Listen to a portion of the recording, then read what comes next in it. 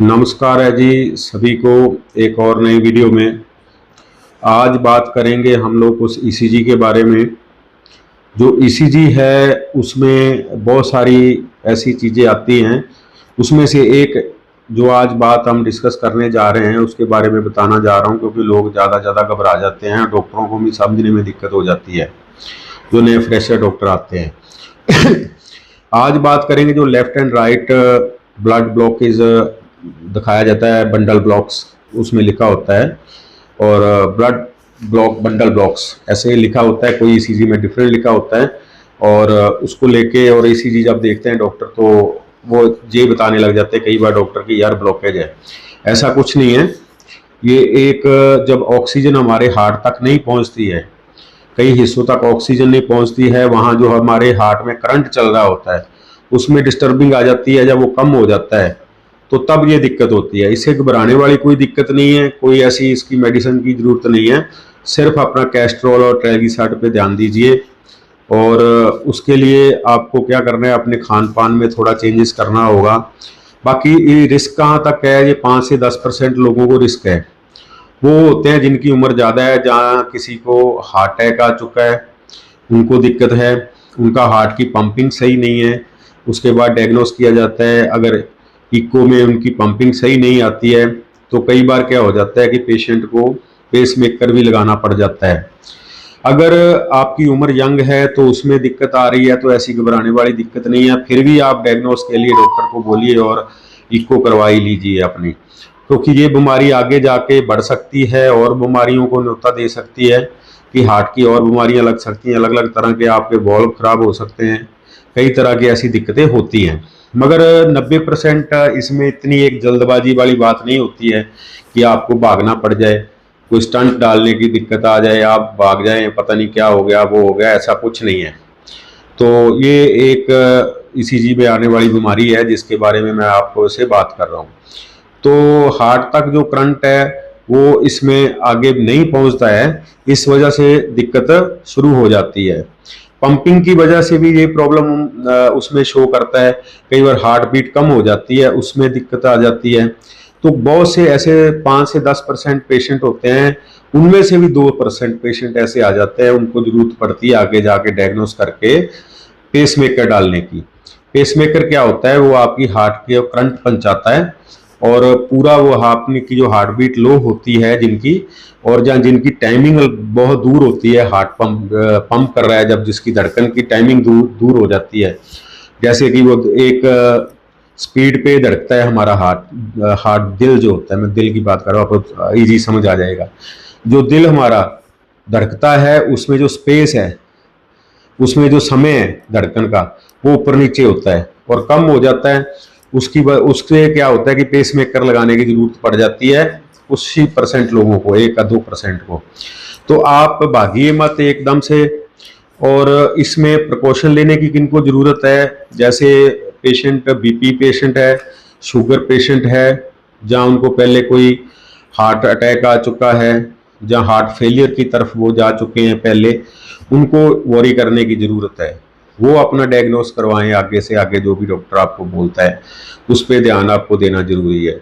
Youngster as में बहुत कम chance है, ये आम ही लिखा आ जाता है, ऐसी कोई बात नहीं है, और डॉक्टर गलती से कुछ और समझ लेते हैं।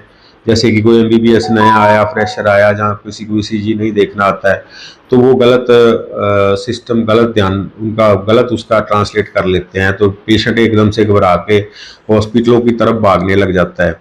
तो वो कहता है कि आगे जाएं हम, और इसके लिए कोई ऐसी ज़्यादा दवाई की ज़रूरत नहीं होती है।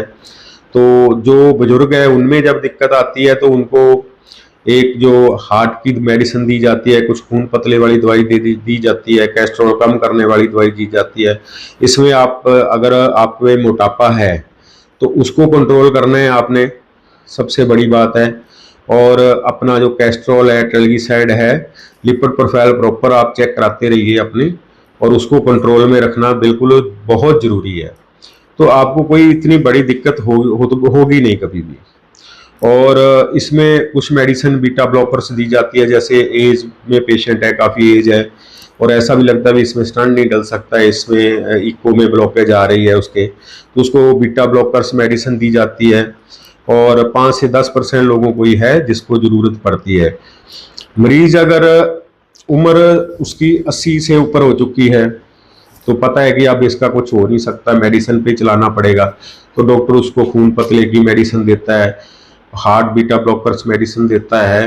बीपी की जो पेशेंट है, बीपी की है तो शुगर कंट्रोल करनी पड़ जाती है।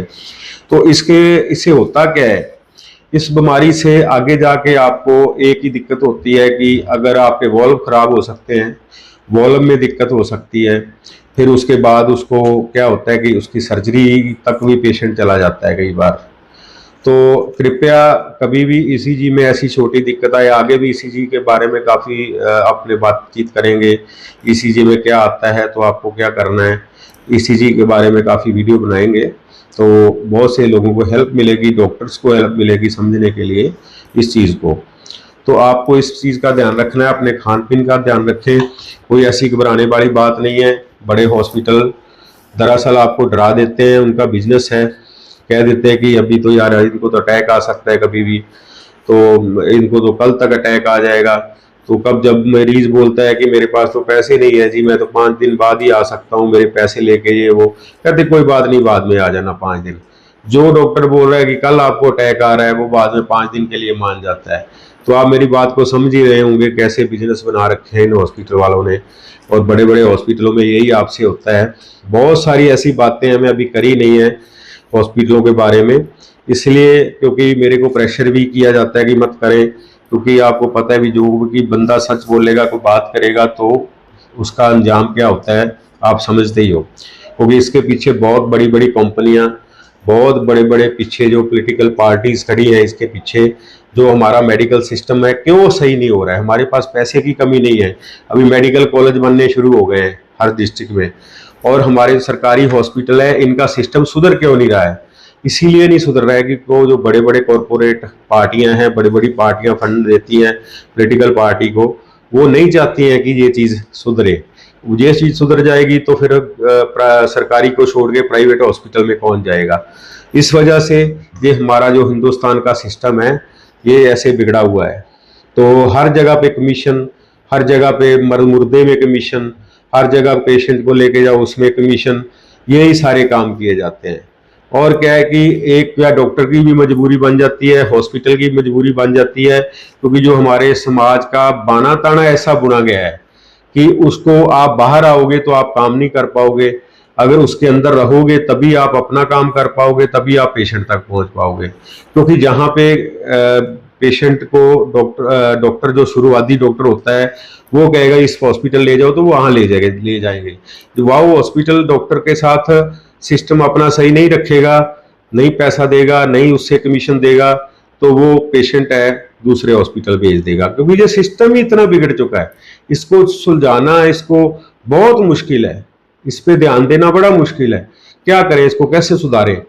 हम तो कोशिश करते हैं कि जितना बता सके आम लोगों को बताएं, आम लोगों तक बात पहुंचे। आपका धन्यवाद वीडियो देखने का बहुत बहुत।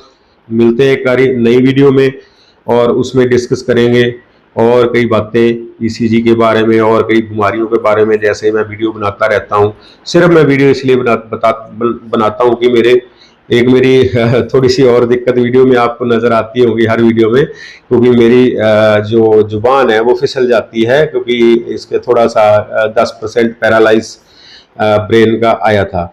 उस वजह से उस वक्त से मेरे को ये दिक्कत हो रही है कि जैसे मैं बात करता हूँ बीच में अटक जाता हूँ और उससे जुबान मेरी एकदम स्लिप कर जाती है वर्ड यूज़ करने के लिए।